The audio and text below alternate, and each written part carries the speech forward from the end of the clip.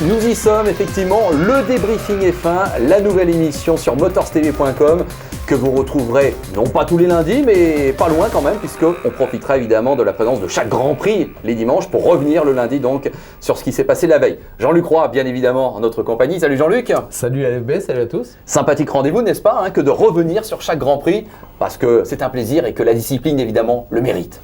Évidemment, de toute manière, c'est vrai qu'il y a tellement d'actualités sur la Formule 1, que ce soit pendant les Grands Prix mais également l'hiver, d'ailleurs on a bien vu que la FIA et d'autres s'en chargent, qu'il était important pour nous sur Motors TV de venir vous raconter un petit peu tout ce qui se passait derrière le rideau et vous raconter les petites histoires de la Formule 1. Alors c'est vrai que l'actualité elle va démarrer naturellement avec ce premier Grand Prix d'Australie que tout le monde attend, puisque comme vous le savez, avec la redéfinition technique et réglementaire de la Formule 1 cette année, les enjeux sont particulièrement élevés, donc on aura particulièrement de nombreux sujets à évoquer. Alors on va essayer de répondre à vos questions. Pour poser vos questions, deux moyens, par vidéo d'abord, vous allez sur le groupe YouTube Le Débriefing F1 ou par écrit, vous allez sur le forum et vous allez à la section monoplace et donc vous posez votre question et on va essayer de vous répondre. La première dans quelques instants, juste une autre question préalable Jean-Luc. Bon, rappelons évidemment que Lewis Hamilton est le champion en titre. Ah bon? Oui, mais oui, je vous l'apprends. C'est une bonne nouvelle. Que Ferrari est championne du monde des constructeurs en titre. Ah bon? Mais oui, je vous dis tout, je vous dis tout. Bon. Et qu'il y a cette année une redistribution des cartes, au moins au niveau réglementaire, avec des Formule 1 New Look qu'on va découvrir véritablement dans quelques jours. C'est vrai, LFB, qu'on aura l'occasion certainement d'y revenir à travers les questions des internautes et des téléspectateurs de Motors TV, mais jamais, je crois qu'il faut insister là-dessus, jamais on a vu des modifications réglementaires de cette ampleur. Alors par où commencer? On va commencer par l'aérodynamique, c'est celle qui se voit le mieux. On voit que la forme des monoplaces a totalement évolué, l'aileron derrière il est petit, il est très haut derrière, l'aileron avant au contraire il est énorme, c'est un plateau qui... Je l'appelle un chasse-neige moi. C'est un peu ça, donc ça va traîner de chaque côté des roues. Bon, il faut s'attendre au premier freinage et au premier virage de Melbourne à un paquet de morceaux de wing partout. Bon, il y a le KERS. Alors le KERS, qu'est-ce que c'est? Si vous voulez à la française, c'est le Shrek. Non, c'est le SREC pour être sérieux. C'est-à-dire le système de récupération d'énergie cinétique. C'est-à-dire que lors de chacun des freinages, il y a tout un tas d'énergie emmagasinée par la monoplace qui se dissipe par la chaleur dans les freins. Et bien cette énergie sera récupérée majoritairement de manière électrique. C'est-à-dire qu'il y a tout un système un peu complexe, mais on aura l'occasion d'en reparler, qui s'accumule dans des batteries situées sous le baquet du pilote. Et puis ensuite, le pilote, lui, peut réinjecter cette puissance. Alors ça dure 6 secondes seulement et c'est à peu près 80 chevaux par tour. Donc ça permet d'effectuer un dépassement, etc. Et puis naturellement, les pneus slick, là aussi, bon, on ne sait plus par où commencer, mais le retour enfin que les pilotes attendaient depuis 10 ans, des pneumatiques sans sculpture, donc slick. Donc on va voir ce que tout ça va donner. Ok Jean-Luc, allez, le décor est planté. Je vous propose tout de suite d'aller découvrir notre première question vidéo. Et c'est ici que ça se passe. Bonjour, je suis Marjane et je voulais me poser une question qui me trottait depuis longtemps à la tête. Je voudrais savoir pourquoi on a choisi de déclarer champion le pilote qui a le plus de victoires alors que le plus important dans l'histoire c'est la régularité. Ah, très bonne question Marjane. Ah bah voilà. N'est-ce pas? Et ça, voilà qui démarre bien. Qu'est-ce qu'on en a parlé cette semaine effectivement de ce système de points? Mais l'actualité évolue pratiquement minute par minute. Ce système, Marjane, n'est plus en vigueur maintenant, on le sait. Absolument, en fait. puisque le communiqué de la FIA est tombé il y a quelques heures, précisant que compte tenu du fait que la majorité des équipes, ou tout au moins l'intégralité des équipes, n'étaient pas d'accord avec ce système, eh bien on le remettait à 2010. Ma foi, d'ici 2010, il s'en passera. Alors, on peut dire un mot à l'FB et pour Marjane sur l'opinion qu'on a sur ce système. Pour ma part, j'hésite entre grotesque, clownesque et aberrant, on y va carrément, parce qu'on peut faire beaucoup plus simple, c'est-à-dire qu'il suffit de rétablir un certain écart entre le vainqueur du Grand Prix, actuellement 10 points, et le deuxième 8 points. Par exemple, on porte l'avantage du vainqueur à 12 points, ou 15, ou 32 si on a envie, et on recrée un écart énorme. Alors on pourrait même, pourquoi pas, allons-y, provoquons jusqu'au bout, prendre le système en vigueur en MotoGP, qui fonctionne formidablement bien.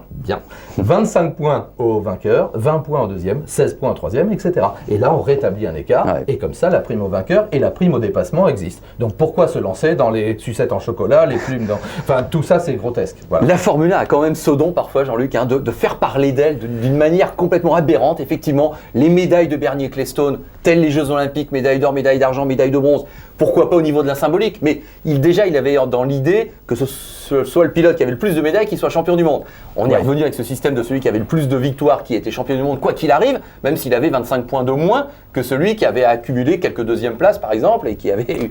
Et alors, je te raconte pas pour expliquer justement ce qui se passe. C'est la situation, on est au 8e Grand Prix, alors machin, il a déjà 42 points, mais si jamais il gagne pas 2 Grands Prix de moins que l'autre qui en a 3 d'avance, enfin bon, c'était complètement inexplicable, illogique, et surtout, c'est pas du tout la prime à la performance à laquelle on s'attendait. Donc heureusement, système, on va dire, est repoussé pour le moment. Espérons vivement qu'il on sera en rediscutera abandonné. en 2010 si... Moi, je me demande si quand même les bons gouvernants de la Formule 1, parfois, ne s'ingénuent pas à sortir quelques nouvelles comme ça, un petit peu tonitruantes, surtout à quelques jours du début de la saison, pour faire parler de la Formule 1 qui n'en a pas besoin. Voilà. Allez, autre question, Jean-Luc, on se retourne de nouveau et on découvre la question qui nous a été envoyée sur le forum par Morissette.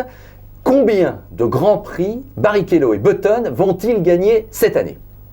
Alors là, effectivement, cette question, on l'attendait un petit peu, parce qu'au-delà de ces deux pilotes, Button et Barrichello, c'est bien évidemment tout le mystère de Brawn GP que l'on aborde. Alors, que faut-il penser de cette équipe qui s'apprête peut-être à écrire une page incroyable de l'histoire de la Formule 1 ?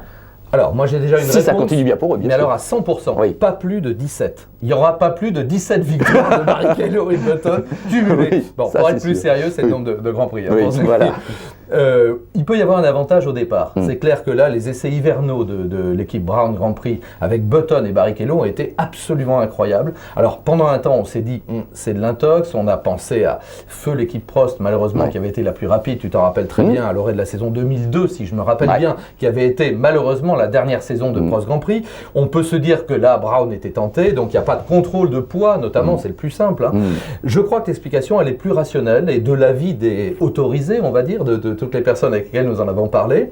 Le châssis a été élaboré par Ross Brawn et il travaille là-dessus depuis plus de 15 mois. Donc vraiment dépourvu de pression, etc. On a un peu laissé tomber la ex-Honda 2008 pour travailler sur le châssis de ce qu'on ne savait pas encore qui deviendrait la Brown 2009. Donc un châssis extraordinaire. Je vais oser le dire, ça va pas faire plaisir à Honda, j'ai beaucoup de respect pour ce constructeur japonais formidable en moto et en auto, mais je crois que le moteur était vraiment un ton en dessous. Tout le monde s'accorde à le penser, de l'ordre de 50-60 chevaux peut-être bien. Or là, la Brown est motorisée par Mercedes avec la boîte de vitesse. 3 écuries équipées par Mercedes, je le signale au passage. L'un des moteurs, sinon le moteur le plus performant. Donc je crois qu'on associe un super châssis, un super moteur, et on n'a pas du tout travaillé sur le Shrek, le Kers, comme vous voulez. C'est-à-dire qu'on ne s'est pas embarrassé avec ça, et donc on a une super auto. Donc on peut aligner, allez, je me risque. Les deux, je les vois bien totaliser, allez, 3 victoires dans l'année, c'est pas impossible. Et dimanche prochain, en début de saison, ça me paraît tout à fait possible. Il faut se mouiller. Écoute, tu sais que je reviens de Sebring, je le dis, les 12 heures de Sebring que vous avez pu suivre en direct sur Motors TV. J'y ai donc croisé Sébastien Bourdet. J'ai pas été le seul à lui poser une question sur ce début de la F1. Lui, ce qu'il m'a dit, c'est qu'effectivement, il l'a constaté de visu à Barcelone, les Brawn ont 5 dixièmes d'avance sur tout le monde. Il en est intimement persuadé. Il me dit ça n'a pas été du bluff. On y a pensé à un moment donné. Tu l'as évoqué.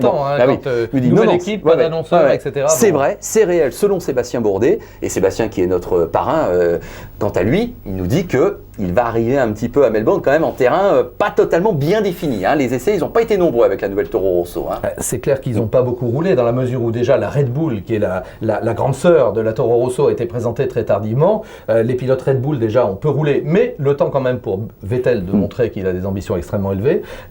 Tiens, d'ailleurs, John Surtees, j'ai lu il n'y a pas longtemps, il y a quelques minutes, on va dire, une interview de John Surtees, alors qu'il ne tarit pas d'éloges sur Vettel, carrément, en disant voilà un pilote comme on les aime, voilà un jeune pilote à qui je prédis le plus grand avenir. On rappelle quand même que Surtees est le seul et unique pilote à avoir été champion du monde en 500 cm3 à l'époque. Donc en moto. Et en donc en auto. On peut quand même écouter ce monsieur. Grand monsieur, effectivement. Et puis Sébastien Vettel, oui, je crois que là c'est clair, il est parti pour briller. Autre question ? Allez, on se retourne de nouveau et là on découvre la question. Alors, c'est une question de JM Le Nîmois qui nous dit pourquoi le projet Val-de-France a du mal à convaincre les décideurs. Alors ça, Jean-Luc, je sais que sur RMC, dans l'émission Motors, RMC bien sûr, je rappelle que vous commenterez toute la saison les Grands Prix pour cette magnifique radio avec Patrick Tambay, Stéphane Sanson et Guillaume Navarro, la Dream Team. Vous avez abordé cette question, on va dire, des circuits français. J'ai envie d'englober au pluriel lors de l'émission, la dernière émission. Absolument. C'était donc en direct dimanche. Le président de la fédération nous a fait le plaisir de répondre en direct à cette question qui est épineuse, qui est délicate, Nicolas Deschaux. Alors, c'est un peu délicat pour lui en tant que fédération, en tant que président de fédération, de prendre un choix déterminé pour un projet plutôt qu'un autre.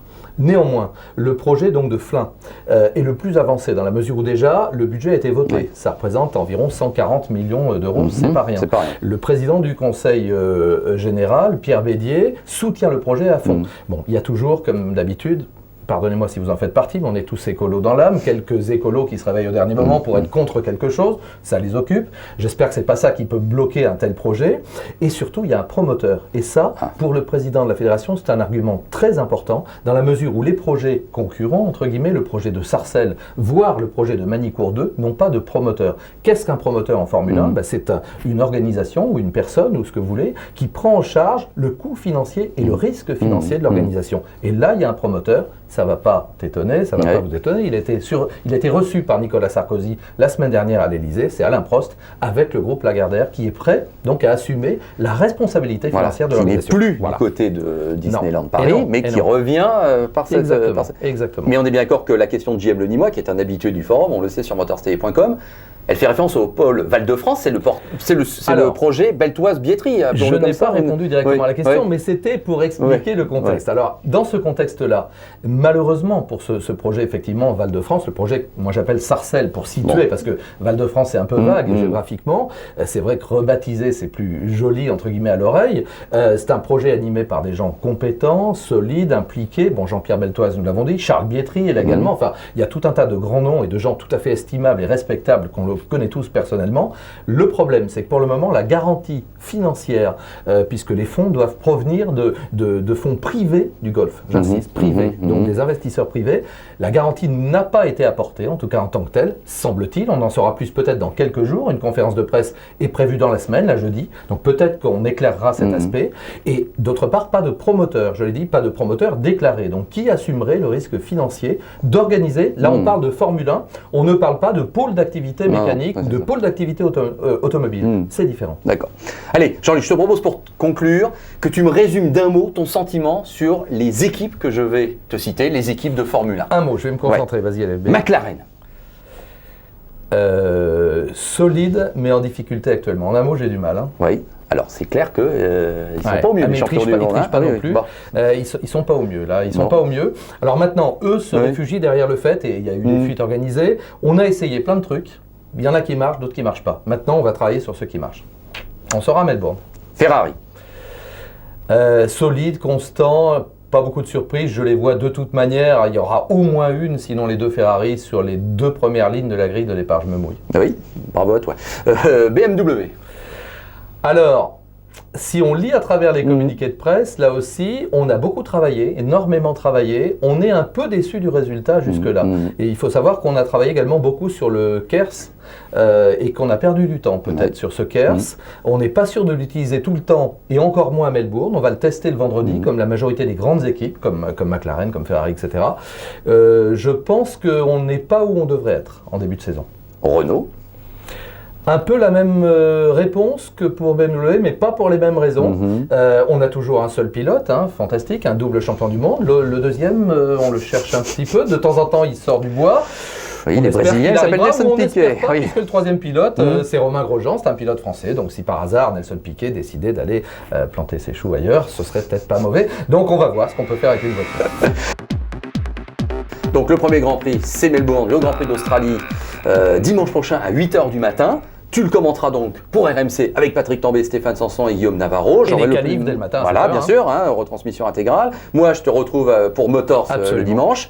Et lundi prochain, bien sûr, puisque le premier Grand Prix aura eu lieu. Même heure, même endroit. Le débriefing est fin. Je vous rappelle que pour poser vos questions par vidéo, vous allez sur le groupe YouTube. Le débriefing est fin, c'est assez logique. Et sinon, par écrit sur le forum de Motors TV, sur motorstv.com bien sûr, à la rubrique Monoplace. Voilà, c'est tout pour ce premier numéro. Cette nouvelle émission, elle est partie. Première. C'était les 3 coups. Salut à tous. On ne doute pas que vous serez fidèles à nous suivre désormais pour le débriefing est fin. Salut Jean-Luc, salut à tous.